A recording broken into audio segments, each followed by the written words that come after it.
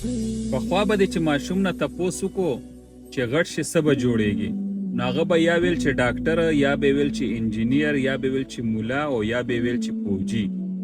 خو په نن سبا وخت کې که ته تپوس وکړې چې څه به جوړېږي، نو هغه به ډاکټر هم وښیي، مولا به هم وښیي، انجینیر به هم وښیي، خو فوجي نه ښیه. ولې؟ وجه صرف دا ده چې فوج چې کم ویلیو هغه غورځېدلی ده.